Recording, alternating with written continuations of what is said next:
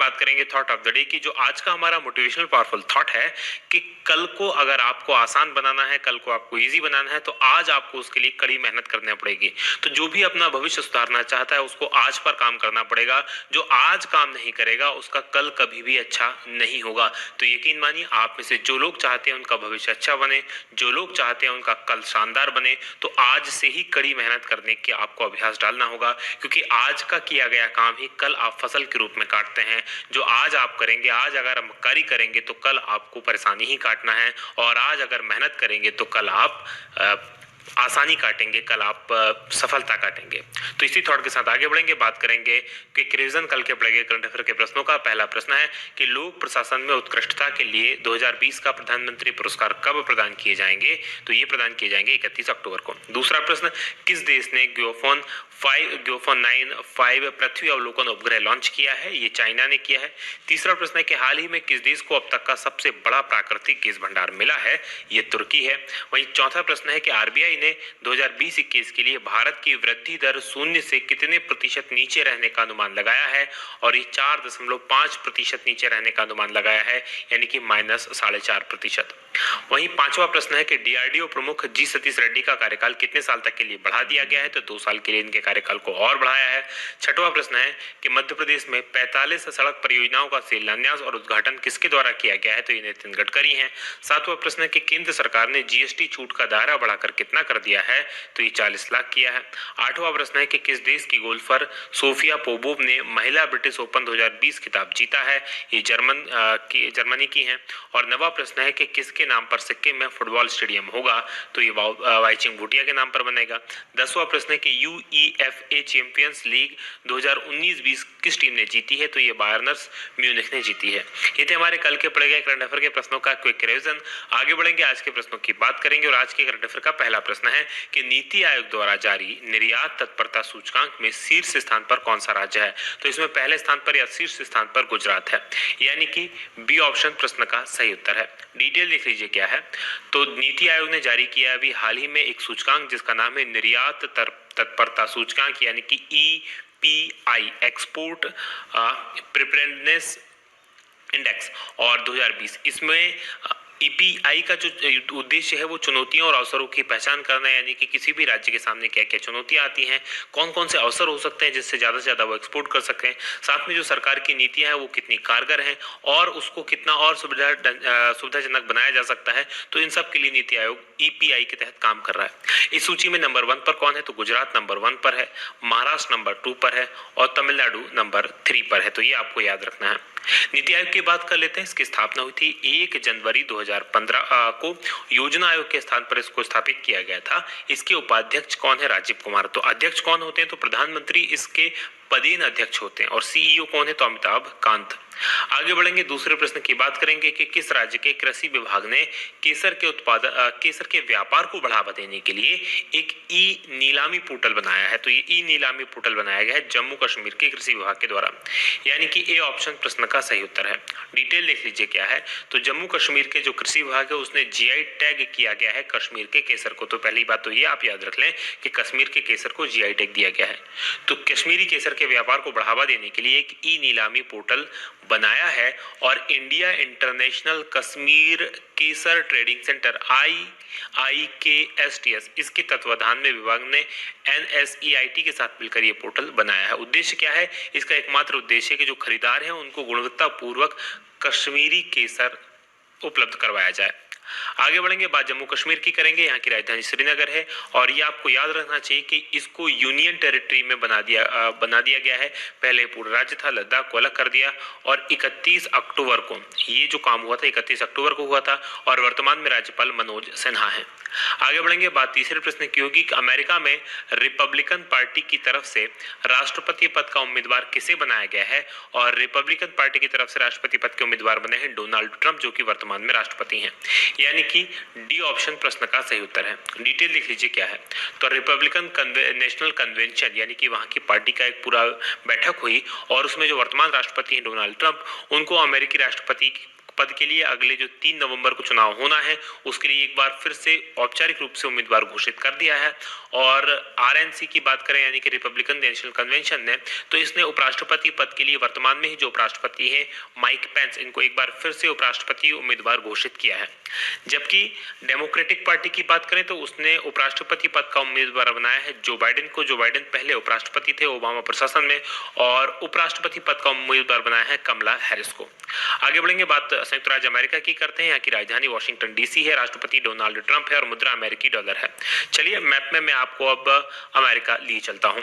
तो जैसा कि आप स्क्रीन पर देख पा रहे हैं, ये हमारा भारत है और हमारे भारत से अगर आपको अमेरिका जाना है तो मूव करना पड़ेगा पश्चिम में। ये अमेरिका भारत है, भारत से जस्ट पीछे जाएंगे देखेंगे तो ये अमेरिका स्थित है, राइट। अमेरिका की राजधानी क्या है, तो वॉशिंगटन डीसी, जो कि अमेरिका के पूर्वी तट पर के पास में स्थित है। ये वॉशिंगटन डीसी यहाँ की राजधानी है। यहाँ पर 50 राज्य हैं, उन 50 राज्य तो ये है, और एक राज्य यहाँ का आप देखेंगे तो ये है अलास्का। ये भी अमेरिका का ही हिस्सा है। ऊपर इसकी सीमा कनाडा के साथ में लगती है, नीचे इसकी सीमा मैक्सिको के साथ में लगती है। इस तरफ आप देखेंगे तो अटलांटिक महासागर है, इस तरफ आप देखेंगे तो प्रशांत महासागर है, और नीचे आप देखेंगे गल्फ ऑफ मैक्सिको यानी कि मैक्सिको की खाड़ी है। आगे बढ़ेंगे, बात करेंगे अगले प्रश्न की। अगला प्रश्न आपके सामने चौथा है कि WHO द्वारा किस महाद्वीप को पोलियो मुक्त घोषित कर दिया गया है, और ये पोलियो मुक्त महाद्वीप घोषित किया गया है अफ्रीका, यानी कि सी ऑप्शन प्रश्न का सही उत्तर है। डिटेल लिख लीजिए क्या है, तो WHO ने अफ्रीका का जो अंतिम देश था जहां पर पोलियो संक्रमण था, नाइजीरिया, उसको पोलियो मुक्त घोषित किया, और इसके साथ ही अब पूरा अफ्रीका जो है उसको वाइल्ड पोलियो से मुक्त घोषित कर दिया गया है। WHO की बात करें तो इसने 1988 में वैश्विक पोलियो उन्मूलन अभियान शुरू किया था, और 4 साल से वहां पर अफ्रीका की बात करें तो कोई इस प्रकार का केस नहीं आया था। तो अब अफ्रीका को भी पोलियो मुक्त घोषित कर दिया गया है। अब दुनिया में केवल 2 ही देश ऐसे बचे हैं जहां पोलियो एग्जिस्ट करता है, पोलियो वायरस सक्रिय है, ये है पाकिस्तान और अफगानिस्तान। तो ये आपको याद रखना है। बात विश्व स्वास्थ्य संगठन यानी WHO की करें तो इसकी स्थापना 7 अप्रैल 1948 को हुई थी, जिसका मुख्यालय जिनेवा में है और जिनेवा स्विट्जरलैंड में है। आगे बढ़ेंगे, बात 5वें प्रश्न की होगी कि हाल ही में दुनिया के सबसे तेज ह्यूमन कैलकुलेटर कौन बने हैं, और ये बने हैं नीलकंठ भानु, यानी कि ए ऑप्शन प्रश्न का सही उत्तर है। डिटेल लिख लीजिए क्या है, तो हैदराबाद के नीलकंठ भानु प्रकाश ये माइंड स्पोर्ट्स ओलंपियाड MSO के मेंटल कैलकुलेशन वर्ल्ड कप में भारत के लिए पहला स्वर्ण पदक इन्होंने जीता है, ये आपको याद रखना है। और ये दुनिया के सबसे तेज ह्यूमन कैलकुलेटर बन गए हैं, यानी कि संख्याओं को इनसे तेज कोई नहीं जोड़ घटा गुणा भाग कर सकता है। इन्होंने जो भारत की एक बड़ी महान विभूति रही हैं शकुंतला देवी और स्कॉट फ्लेंसबर्ग, ये गणित के काफी दिग्गज लोग माने जाते हैं, इनका भी रिकॉर्ड तोड़कर ऑल टाइम रिकॉर्ड कायम किया। ये 6वें प्रश्न की कि हाल ही में असम में आसपा जो एक कानून है उसकी अवधि कितने समय तक के लिए बढ़ा दी गई है, तो ये 6 महीने के लिए और बढ़ा दी है, यानी कि सी ऑप्शन प्रश्न का सही उत्तर है। डिटेल लिख लीजिए क्या है, तो असम की सरकार ने सशस्त्र बल विशेषाधिकार अधिनियम 1958 यानी आसपा इसकी जो अवधि है इसको 6 महीने के लिए और बढ़ा दिया है। तो ये जो कानून है, ये कानून सुरक्षा बलों को अधिकार देता है कि वो राज्य के अंदर या जहां आसपा लागू हुआ है वहां पर वो किसी प्रकार का अभियान चलाएं, बिना किसी पूर्व नोटिस दिए हुए किसी को गिरफ्तार कर सकें। इवन कोई अगर बहुत ज्यादा न्यूसेंस कर रहा है तो उसे गोली मारने की भी इनको शक्ति होती है, और इसके लिए इन पर कोई कानून वगैरह या कोई विशेष प्रकार का न्यायिक प्रक्रिया नहीं चलाई जा सकती। असम में ये कानून लागू हुआ था नवंबर 1990 से, और तभी से हर 6 महीने में से बढ़ा दिया जाता है। बात करेंगे असम की, तो यहाँ पर मैप में देख लीजिए, ये असम है। पूर्वोत्तर राज्यों का प्रवेश द्वार इसको कहा जाता है, क्योंकि यही वो राज्य है जिससे होकर बाकी सारे राज्यों में पहुंचा जा सकता है। बात इसकी स्थापना की करें, इसके गठन की करें, तो 26 नवंबर 1950 को गठन हुआ था। दिसपुर यहाँ की राजधानी है। सर्बानंद सोनोवाल मुख्यमंत्री है। बीजेपी की सरकार है। राज्यपाल प्रोफेसर जगदीश मुखी हैं। लोकसभा की 14 सीटें हैं, राज्यसभा की 7 सीटें हैं, विधानसभा की यहाँ पर 126 सीट है। प्रमुख राष्ट्रीय पार्कों की बात करें तो कांजीरंगा नेशनल पार्क है, नामेरी नेशनल पार्क है, मानस नेशनल पार्क है, डिब्रू साईखोवा नेशनल पार्क है और ओरंग नेशनल पार्क है। इनमें से कांजीरंगा और जो मानस नेशनल पार्क है ये अपने एक सींग वाले गेंडे के लिए बहुत फेमस है, तो ये आपको याद रखना है। आगे बढ़ेंगे, बात 7वें प्रश्न की होगी कि भारतीय रिजर्व बैंक मुक्त बाजार परिचालन यानी कि OMO के जरिए कितने रुपए मूल्य की सरकारी प्रतिभूतियों को की खरीद बिक्री करेगा। तो इसके लिए जो RBI है वो 20,000 करोड़ की सरकारी प्रतिभूतियों को खरीदी बिक्री करेगा, यानी कि बी ऑप्शन प्रश्न का सही उत्तर है। डिटेल देख लीजिए क्या है। तो जो भारतीय रिजर्व बैंक है यानी कि आरबीआई है, वो मुक्त बाजार परिचालन के जरिए कुल 20,000 करोड़ रुपए की मूल्य की सरकारी प्रतिभूतियों की साथ साथ खरीदारी बिक्री करेगा और इस ओएमओ का परिचालन 2 चरणों में किया जाना है। ओएमओ के अंतर्गत 2024 की से बात करें 2032 के बीच में परिपक्व होने वाली लंबी अवधि की जो सरकारी प्रतिभूतियां हैं उनको खरीदा जाएगा। तो ये आपको याद रखना है। बात आरबीआई की करेंगे, इसकी स्थापना कब हुई थी? तो 1 अप्रैल 1935 को हुई थी। मुख्यालय मुंबई में है और गवर्नर शक्तिकांत दास हैं। आगे बढ़ेंगे, बात 8वें प्रश्न की होगी कि कौन सा बैंक किसानों की साख का आंकलन करने के लिए उपग्रह डेटा का इस्तेमाल करेगा, उपयोग करेगा, और इसका इस्तेमाल किया जाएगा आईसीआईसीआई बैंक के द्वारा, यानी कि डी ऑप्शन प्रश्न का सही उत्तर है। डिटेल लिख लीजिए क्या है।